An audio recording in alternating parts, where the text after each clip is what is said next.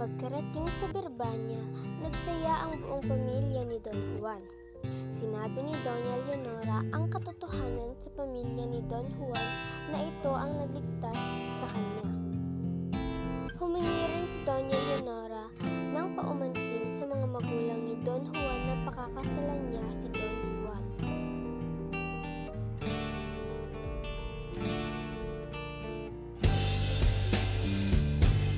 Mahal na Haring Fernando, nais kong malaman mo na ako'y naghintay ng 7 taon sa aking iniibig na si Don Juan. Naway pahintulutan niyo ang aking kahilingan na sa kanya ay maikasal.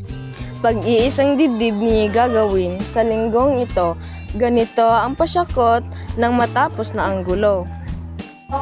Tuluyan na nga nakalimutan ni Don Juan si Doña Maria.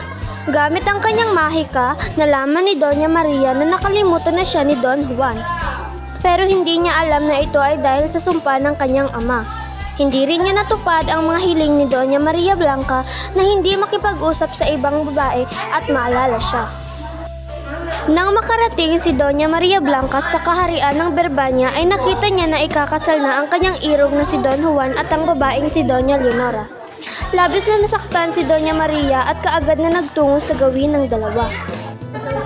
Ang mga bisita ay nasurpresa sa gandang taglay ni Doña Maria Blanca, ngunit hindi mawari kung bakit tila'y tututol ito sa kasalang magaganap. Kahit ano nang ginawang pagpapaliwanag ni Doña Maria ay hindi talaga siya maalala ni Don Juan.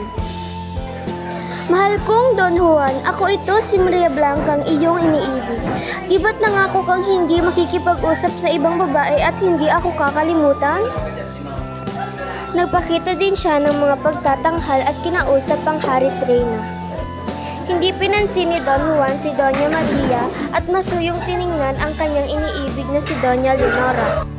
Ganoon na lamang ang gulat niya nang siya'y hinapit ni Doña Maria at hindi alam kung bakit.